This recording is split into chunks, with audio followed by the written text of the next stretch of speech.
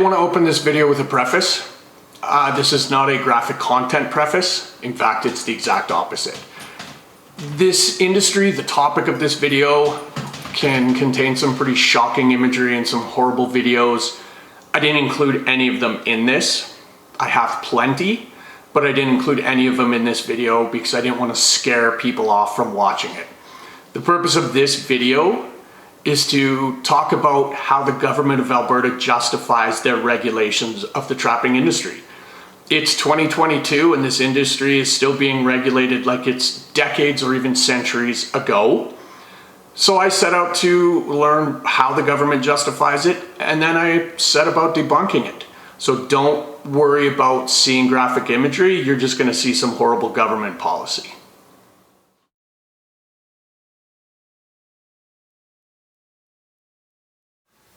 So I just got back from filming a bunch of the footage for this video, which I wanted to film at the cabin, the trapper's cabin, but I couldn't because he was there.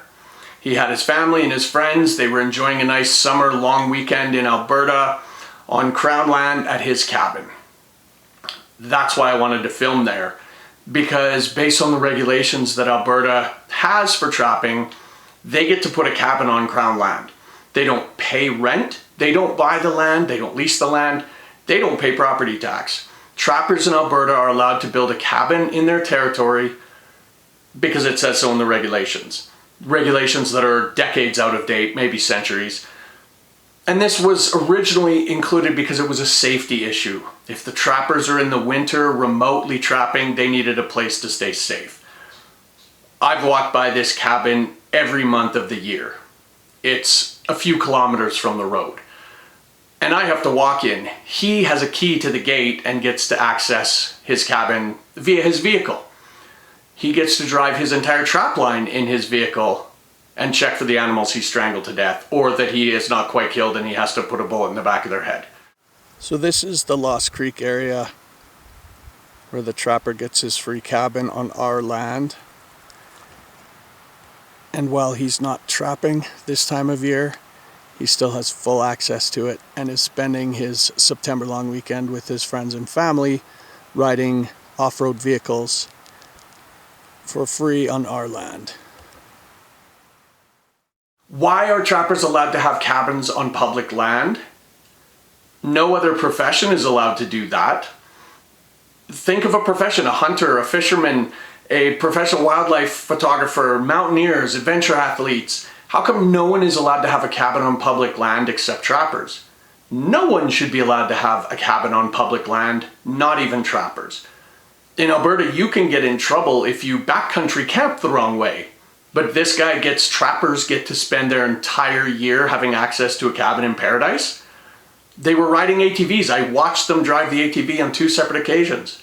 There is signage that people cannot ride off-road vehicles back in this country. Yet he gets to, trappers throughout the province get to. That's probably why they trap. It's not for the money, it's for the access to the land. As you'd see in the economic section, no trapper makes a living wage as a trapper, but they get a cabin in paradise. I'd like his cabin. I would spend every weekend of the summer there. How come trappers are allowed to have a cabin on Alberta land that we all share, but are not allowed to access in the way trappers are? Why did they get special access to the land, and why did they get to build a cabin? That's a huge reason why these trapping regulations are out of date and deserve this section, because I was really looking forward to sitting on his porch and filming my debunking of trapping needing to exist at all.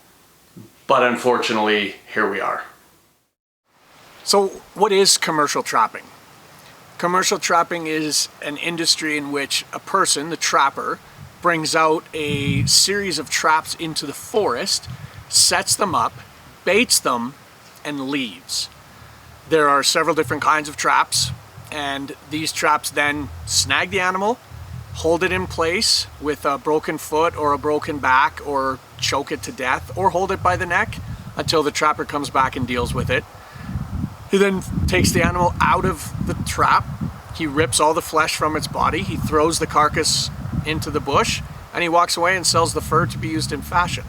So right now in Alberta there are 1,632 trap lines, active trap lines, which allow a variety of people throughout the province for $40 a year to torture animals to death to pull a few pelts and sell them at the market. So a little bit of context on how this all began. It was a nice cold January morning and I decided to take the dogs out and go for a hike. I went into Kananaskis where I go all year round, and it wasn't long into the hike that the dogs found some pieces of flesh and bone. Not too abnormal for being way out there. What was abnormal was when I discovered that I was on a very busy, very active trap line and had to spend the next several hours trying to process what I was witnessing. So after the dogs, which you can hear panting away here, after the dogs found the first chunks of flesh out on the main trail, I came through this side trail behind me, came out here towards the creek, and found the first carcass here. It was a coyote, probably. It had its head ripped off, its feet sawed off, the fur ripped from its flesh, and the full carcass just left here. That was when I started to realize there's something weird going on here. As I went back up the trail, that's when I started paying attention, looking for stuff. And I found the foxes in the trees. I found a whole bunch more traps. And I found a deer that had been laid out as bait meat, because the trapper is allowed to place piles of meat around to fool the animals into thinking they're getting a dinner, and they surround it with traps, and then they get choked to death because they came for the meat that the trapper has laid out. This is where it all started on a gorgeous winter day, and from here on out I spent the next 14 kilometers walking back and forth past dozens of murdered animals. So this is where I found the foxes, and as you could see, the trapper puts an orange ribbon around every tree that he's attached a trap to, and this guy's obviously left a few out for the summer. They set the orange ribbons for each tree because they set out so many traps that they can't possibly find them all. There's another one way in the back there. So they set out so many traps that they have to mark them so they can find them later. As you can see, there's about 9 in here alone. And again, it's September, so he hasn't even cleaned up after himself. And the foxes were down by these trees. Again, their skin ripped from their flesh, but the fur and the heads and the feet, the fur of their heads, their feet, all left on. It was just a bare carcass with head and feet fur.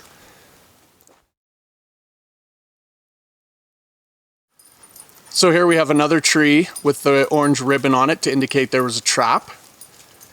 And at the bottom of this tree, as you can see, he's left the wire on, this heavy gauge wire. This is what he attaches the neck snare to. So he would put the snare out this way. The snare would be off this tree, and then the animal would go up this path towards the meat, get caught in the snare, and be strangled to death. So he has left the heavy-duty wire on this tree, which very well could impede its growth because trees expand, and this thing has now got a heavy gauge wire trapped around it.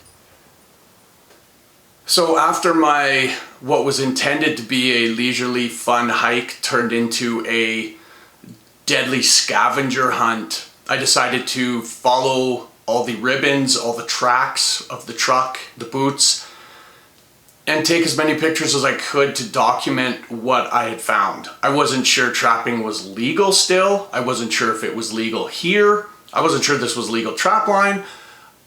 I knew what trapping was, but I didn't know it was still a thing, and I didn't know it happened with this type of magnitude. So after hours of taking pictures and encountering carcass after carcass, one particular set of traps was where I encountered a live wolf.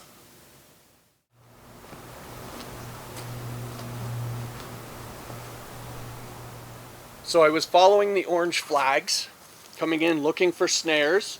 There was a whole bunch across all these trees. I was in here taking pictures in the snow. something caught my eye to the left. I turned, and a wolf stood up from behind this fallen tree this close to me, 8, 10, 12 feet away, just standing there. It looked at me, I looked at it, I could smell its breath. There was a few seconds of eternity as I'm staring face to face with an apex predator, locked eyes with me. Then it lunged, but it lunged that way down the hill, and that's when I realized its back leg was caught in a neck snare. It was tied to this tree to suffer until the trapper came back to put a bullet in its brain and skin it for money. So I freaked out. I ran back up the trail. I gathered my dogs. I leashed them to a tree, and I came back in the other side to get the footage that I got because I needed proof of what the hell I was seeing, and I needed to better understand what this industry was doing. That's when I really struggled with, what do I do now? Do I take more footage of this poor thing? Do I cut it loose? Because if I cut it loose, it's going to go one of two directions. It's going to run at me, and then that's not good. Or it's going to run away, and it's going to have 8 feet of wire and a mangled back foot to try and survive the winter. That's not good either. The third least significant thing to me, but most relevant, was it's also illegal to mess with traps on a trap line. If this was a legal trap line, it would be illegal for me to mess with anything around. So I had to, unfortunately, slug back to the trail and walk the 7 kilometers back to my truck, past all the torture I'd already seen on the way into encountering a live wolf at 10 feet. This was one of the most surreal days of my life, and I had to walk by dozens of dead animals twice to get back to my truck. So, as I was still processing what had happened and started speaking to everyone I was speaking to, my phone rang one evening, my personal cell phone rang, and it was a conservation officer from the province of Alberta. He had called me to tell me to avoid the area. A conservation officer from the province of Alberta called me one evening to tell me to avoid public land, to stay away from public land. He tried to bully me.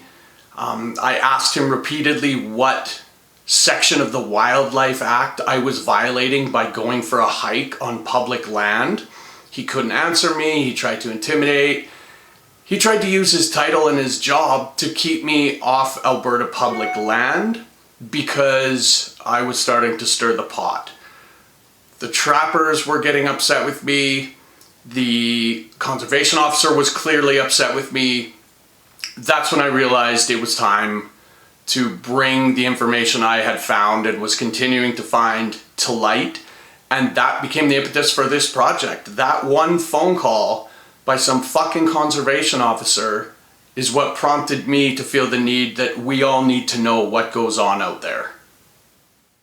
So when I spoke to the Alberta government about the trapping regulations, how are they monitored, how are they assessed, how often are they reviewed, I was told they're not reviewed that often, and when they are, the Alberta government turns to the trappers to ask them what they'd like to change in the regulations.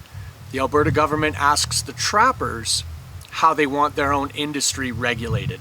That is how they look for data to adjust the regulations that haven't been really revived since the 40s.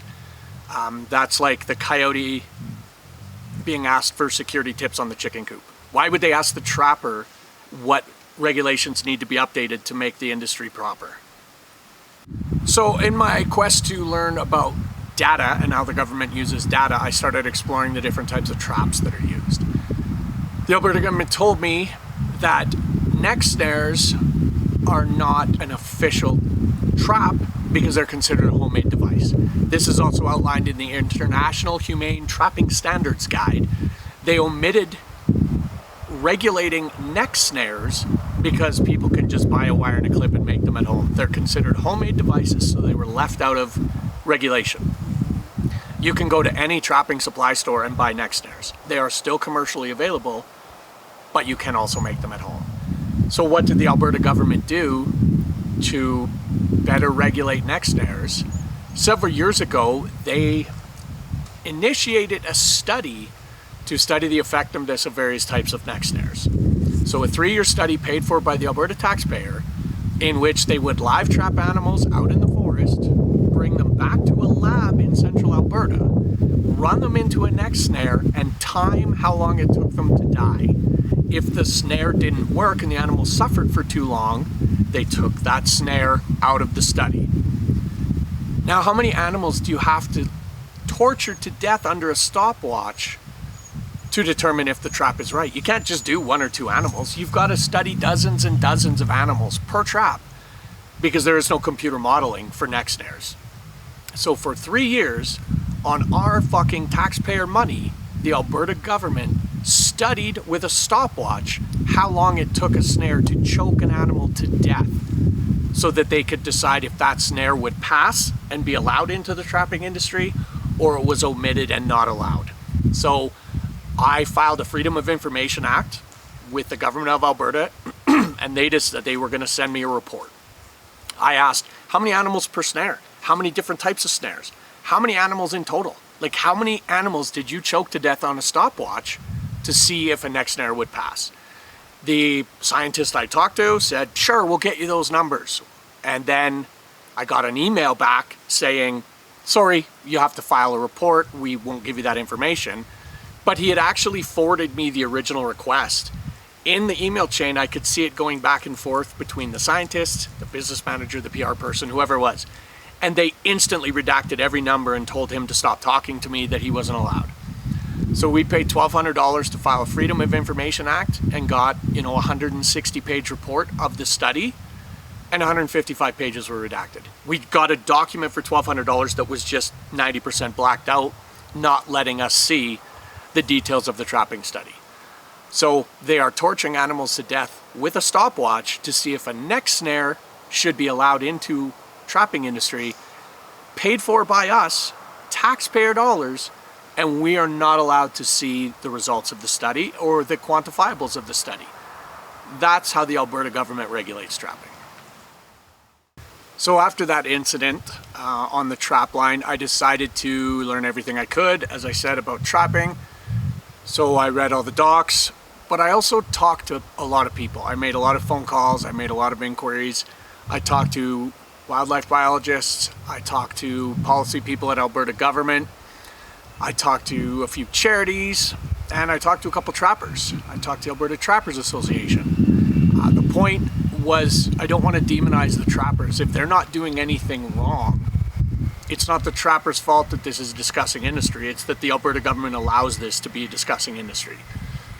And what I thought the more people I talked to, the more I learned they all use the same 4 points to justify trapping as an existence.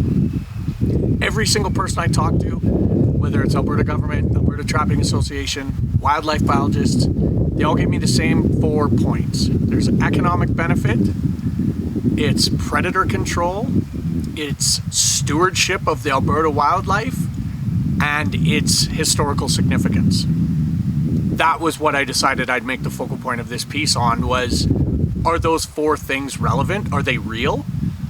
When I spoke to the Alberta government policy director, he told me that they can't make new policy based on emotional outcry, based on sadness, based on how gross some people think this industry is. They need data to make decisions. So I thought I would explore the data of all 4 of those points and let you people decide if there's enough data that these 4 points justify having trapping as an industry in Alberta. An industry that allows 65,000 animals a year to be choked to death in the interest of fashion. So what I'm going to do is go through all 4 of these points and explore, discuss the data, and then we'll make a decision at the end. So let's start with the data of the economic impact of commercial fur trapping in Alberta. With 1,632 trap lines in Alberta, the pelt sales from all those trap lines combined earn about just under $3.5 million per year. If you divide that by 1,632 trap lines, the average trapper earns about $2,100 a year. So for 6 months of their gas, the equipment they have to buy, the travel, they earn $2,100 in 6 months. That to me is not an economic impact. There is no data to support that this is a justifiable industry that helps people maintain a living. And if you flip it the other way, is an economic impact on the government of Alberta. It costs $40 to have a trap line. So you pay the Alberta government $40 a year and you get to go torture animals to death. That earns the Alberta government about $65,000 a year. That's not even enough to pay for staff to regulate the industry. So this industry has existed for centuries, just in the darkness, and they explain that economics make an impact, and that's why people trap. But there's no data to support that there is an economic impact for trapping.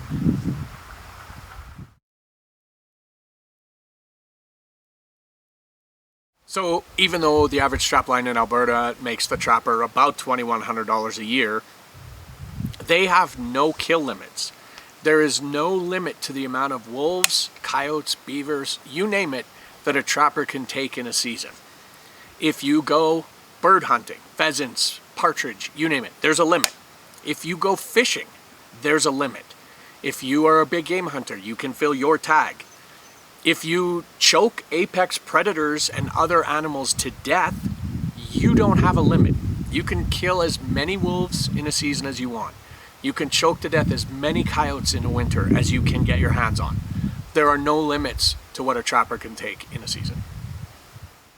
So the second of the key points is predator control. Predator control. That the commercial fur trapping industry in Alberta is a source of predator control.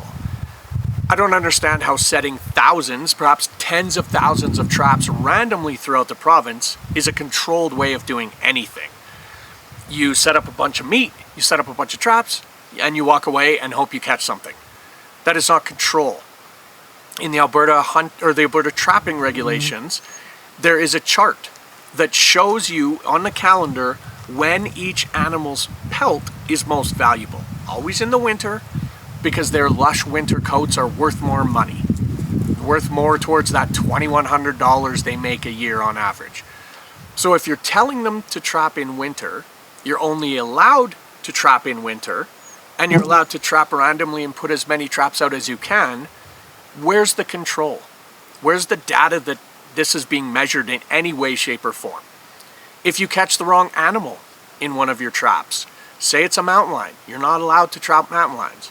If you do catch one in your trap, you phone the Alberta government and you tell them, hey, I accidentally killed a mountain lion, I choked it to death, and they say, okay, and they mark it down so they can track it.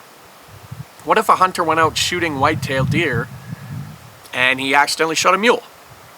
Could he phone the government and say, sorry, I shot the wrong animal? No, he would get fined, he would get in trouble because he has the gun and he should know better.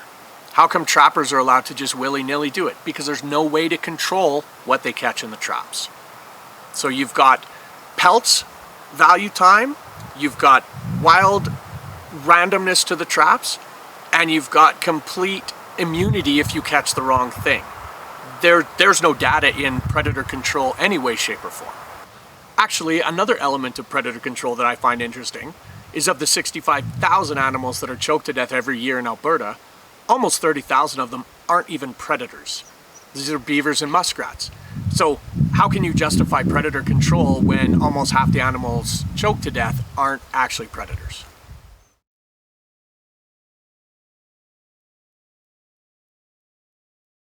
The third and probably most ridiculous talking point that I heard from everybody was stewardship. That trappers are stewards of the wilderness. I mean, what the fuck is a steward? A steward is someone who takes care of something, looks after something. A trapper needs to pay $40, take a one-day course, and just put a bunch of torture devices out in the forest. If you had a hotel, would you hire a steward to look after it for the winter who had 1 day of training? These are not highly trained individuals. They are stewards of nothing. They are out here choking animals to death as a way of life, as a hobby, spending time in their luscious cabins, all summer, by the way. And they have the most absurd social media you'll ever see. Look up the hashtag smoke a pack a day. Hashtag smoke a pack a day has nothing to do with cigarettes. It's what they post when they've killed multiple wolves in a morning. Snaring is caring. Hashtag snaring is caring. These fuckers are posting pictures and bragging about the quantity and types of kills they're getting in the name of stewardship. How do you quantify a steward? What's a steward? How does the Alberta government have data to provide them as stewards? They're not out conducting studies. They have to file a report at the end of the year showing how many animals they choked to death. There's no data on either side of the equation. Stewardship is ridiculous. These trappers are egomaniacs, they're hobbyists, and they're fucking monsters. I think the most easily disprovable, based on data, the most easily disprovable of the 4 points is historical significance. In the business world, the phrase, "that's the way we've always done it," is a sure sign of stagnation and even failure. But for people to tell me that trapping exists now because it existed in the past is absolute garbage. In the past, women weren't allowed to vote. In the past, women weren't allowed to go to post-secondary. In the past, there was slavery and segregation. We evolved as a society.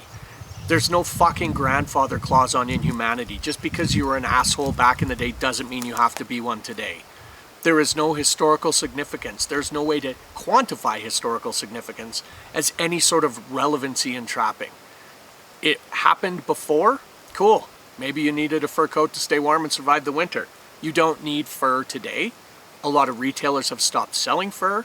A lot of retailers have stopped buying fur. Of the pelts that went to the wholesale fur market in Canada this past season, almost half didn't get sold and were destroyed.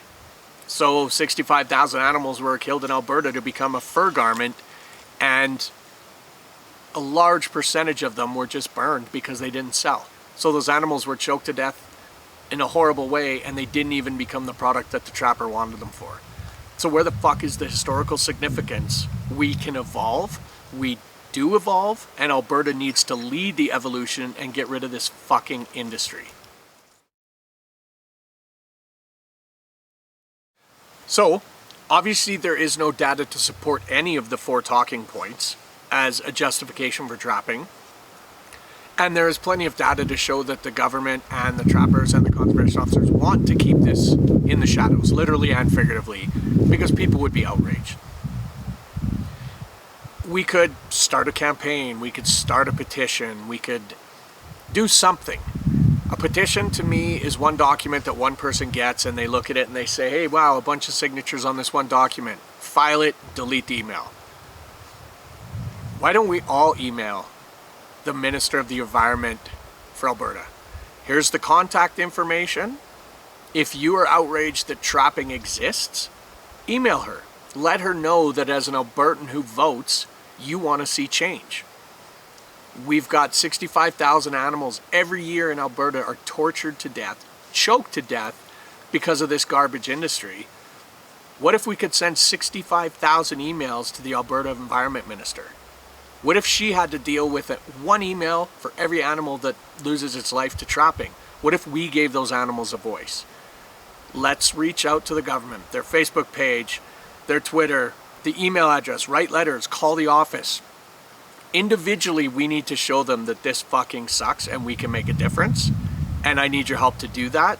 So please reach out to the Alberta Environment Minister and tell her why you want trapping to go away.